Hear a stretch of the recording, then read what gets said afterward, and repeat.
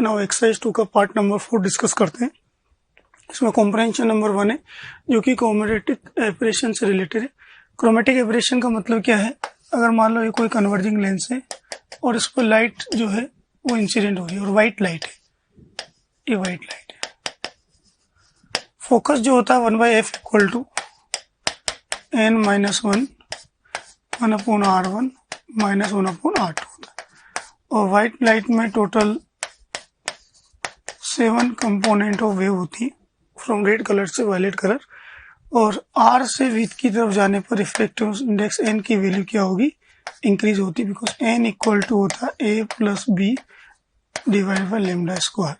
Cauchy फॉर्मूले से अगर हम देखें तो n लेमडा की वैल्यू r से v तक डिक्रीज होगी तो n की वैल्यू इंक्रीज होगी, और n की वैल्यू इंक्रीज होगी तो फोकस क्या होगा? सबके लिए डिफरेंट होगा। और डिफरेंट में भी कंपेयर करें तो सबसे स्मॉल वाला फोकस होगा वायलेट कलर के लिए, यानी रेज जब रिफ्रैक्शन होगा लाइट का लेंस से तो इस वाले पॉइंट पर वायलेट कलर होगा, सबसे ज्यादा डिस्टेंस पर होगा रेड कलर, और आर से बिटवीन आर रेड से वायलेट के between orange yellow green blue indigo होंगे। तो due to different focus for different wavelength, जो व्हाइट लाइट है वो सिंगल पॉइंट पर फोकस नहीं हो सकती, और इसी डिफेक्ट को कहते हैं क्रोमेटिक एब्रेशन। अब अगर हमें इस डिफेक्ट को रिमूव करना है, यानी पूरी लाइट को एक पॉइंट पर फोकस करना है, तो उसके साथ एक और लेंस को अटैच करना होगा, और ये कन्वर्जिंग है तो दूसरा लेंस क्या होना चाहिए? डाइवर्जिंग होना चाहिए, ताकि ये डिफेक्ट रिमूव हो सके। तो उसको उस कॉम्बिनेशन को बोला जाता है एक क्रोमेटिक, ये तो क्रोमेटिक एब्रेशन है, एक क्रोमेटिक कॉम्बिनेशन। तो यहाँ पर हमने एक फॉर्मूला तैयार किया, फोकस इक्वल टू लिखा 1/f equal to mu -1 1/r1, इसको डिफरेंशिएट किया तो ये df/f स्क्वायर बन गया। और यहाँ से जो ओमेगा होता है, डिस्पर्सिव पावर जो होती है वो d, हम जानते हैं ओमेगा इक्वल टू होता है d μ/μ -1, सही। और कंपेयर करके हम आगे फाइंड आउट करेंगे इसको, तो ये एक रिलेशन तैयार हो जाएगा। जो f1 f2 दो फोकस है, दो लेंस है जिनके फोकस है, और ये कंडीशन जब होगी omega 1/f1 plus omega 2/f2, omega 1 omega 2 lens f1 f2 के डिस्पर्सिव पावर है।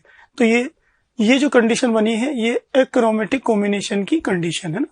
और दोनों लेंस को लेते हुए फाइनली हम एक नया लेंस तैयार करेंगे जिसका फोकस कैपिटल F होगा, और ये जो कैपिटल F फोकस वाला जो लेंस बनेगा जो दो लेंस के कॉम्बिनेशन से, इस लेंस को बोलेंगे एक क्रोमेटिक कॉम्बिनेशन वाला लेंस का फोकस, सही। तो ये दो फॉर्मूले आपको याद रखने, एक तो ये वाला फॉर्मूला और ये वाला फॉर्मूला, सही।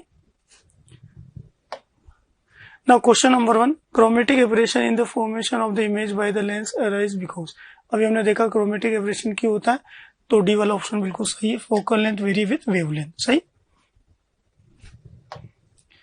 Chromatic aberration of lens can be corrected by, अभी हमने डिस्कस कर दिया कैसे करेक्ट करेंगे। तो ऑप्शन को अगर देखें तो suitably combining is with another lens है ना, तो इसका मतलब लेंस, एक लेंस के साथ दूसरे लेंस को कंबाइन करके हम क्या कर सकते हैं? इस डिफेक्ट को रिमूव कर सकते हैं। एक लेंस कन्वर्जिंग होगा, दूसरा लेंस डाइवर्जिंग होगा। Question number 3, a combination is made of two lenses of focal length f/f' in contact, dispersive power भी गिवन है ओमेगा कॉम्बिनेशन एक्रोमेटिक। अभी हमने देखा था एक्रोमेटिक की कंडीशन क्या थी? Omega 1/f1 plus omega 2/f2 equal to net 0 आना चाहिए ना। तो एक फोकस f है, दूसरा f' है, और एक ओमेगा, दूसरा ओमेगा डैश है। तो ऑप्शन से कंपेयर करके हम आंसर फाइंड आउट करेंगे कि क्या क्या सिचुएशन बनेगी। तो ऑप्शन से कंपेयर करेंगे तो डी वाला ऑप्शन इसमें मैच कर, अगर आप इसमें कंडीशन में वैल्यू पुट करो चेक कर सकते हैं। ओमेगा 1 अगर ओमेगा नोट है और f, इसकी f1 को मैं f मान लेता हूँ, ओमेगा 2 जो है ओमेगा डैश 2 ओमेगा नोट है, और ये हो गया f डैश, और इसको इक्वल टू 0 करेंगे तो f डैश की जो वैल्यू आएगी वो 2f की इक्वल आएगी माइनस, जो कि डी वाले ऑप्शन में हमें गिवन है, सही। Question number 4, dispersive power of crown and flint glasses are given है 0.02 0.04, यानी ओमेगा 1 इक्वल टू गिवन है आपको 0.02 और ओमेगा 2 इक्वल टू गिवन है आपको 0.04, सही।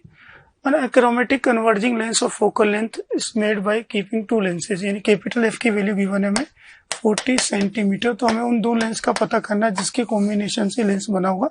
तो इन दोनों से एक इक्वेशन बनाते हैं, 0.02/f1 प्लस 0.04 अपॉन F2 और हम जानते हैं इक्वल टू होगा 0 और 1 अपॉन F यानी 1/40 equal to 1 upon F1 plus 1 upon F2।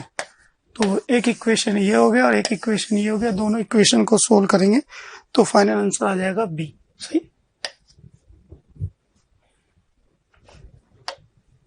Chromatic aberration in spherical concave mirror is proportional to. Chromatic aberration कभी भी स्फेरिकल मिरर में नहीं होता क्योंकि स्फेरिकल मिरर के जो फोकस है वो ओनली रेडियस और कर्वेचर पर डिपेंड करता है, मीडियम पर नहीं है, इसलिए इसका आंसर आएगा नन ऑफ दिस। सही ना। कॉम्प्रिहेंशन नंबर 2 आपने पढ़ ही लिया होगा, आई स्ट्रक्चर से रिलेटेड है। तो पहला क्वेश्चन है 6 नंबर वाला, इसमें मिनिमम फोकल लेंथ और eye lens for normal person. तो ये आई लेंस है और हम जानते हैं आई लेंस और रेटिना के बिटवीन डिस्टेंस होती है 2.5 सेंटीमीटर। सही।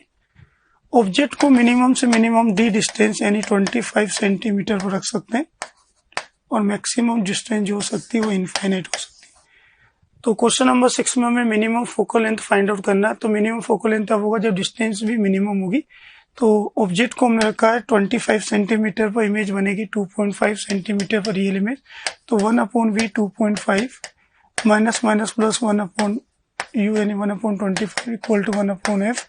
तो यहाँ से हम फोकस की मिनिमम वैल्यू फाइंड आउट करेंगे तो 25/11 आ जाएगा, जो कि ऑप्शन नंबर डी में। मैक्सिमम फोकल लेंथ के लिए ऑब्जेक्ट को इन्फिनिटी पर रखना पड़ेगा, तो 1/∞ माइनस माइनस प्लस इमेज बनेगी 25 पर इक्वल टू 1/f, सॉरी 2.5 पर। तो f की मैक्सिमम वैल्यू आएगी 2.5 सेंटीमीटर। तो ये क्वेश्चन नंबर 6 और 7 का आंसर होगी। क्वेश्चन नंबर 8 में जो ऑब्जर्वर है अप टू 100 सेंटीमीटर तक देख सकता है। तो हमें पता करना है कि कौन सा लेंस यूज करेंगे। तो ऑब्जेक्ट को रखेंगे इन्फिनिटी पर, इमेज बनाएंगे 100 सेंटीमीटर पर। तो 1 इमेज होगी वर्चुअल 100 सेंटीमीटर माइनस का 100 माइनस 1/-∞ इक्वल टू 1/f। यहाँ से f की वैल्यू हो जाएगी माइनस का 100 सेंटीमीटर। हमें पावर फाइंड आउट करना है। तो पावर इक्वल टू होता है p equal to 100 centimetre upon f in centimetre, जो कि माइनस का 100 सेंटीमीटर है। तो -1 इसका आंसर होगा, जो कि ऑप्शन नंबर बी में गिवन, इसमें ऑप्शन नहीं है। इसी तरह से क्वेश्चन नंबर 9 में 100 से कम नहीं देख सकता ना। तो 100 से कम नहीं देख सकता, इसका मतलब है हम ऑब्जेक्ट को रखेंगे कहाँ पर, ऑब्जेक्ट को रखेंगे 25 सेंटीमीटर पर और इमेज बनाएंगे 100 पर। ऑब्जेक्ट को 25 सेंटीमीटर पर रखेंगे और इमेज बनेगी 100 पर। तो 1/-100 minus minus plus 1/25 equal to 1/f। तो यहाँ से f की वैल्यू फाइंड आउट करेंगे। तो f इक्वल टू आएगा प्लस का 100/3। और जैसे अभी हमने ये पावर फाइंड आउट की, तो पावर इक्वल टू लिख दूंगा मैं 100 centimetre divide by f in centimetre 100/3। तो प्लस का 3 पावर आ जाएगी। सही, जो कि ऑप्शन नंबर सी में गिवन है। सही। तो ये हमने एक्सरसाइज 2 का पार्ट नंबर 4 तो डिस्कस किया।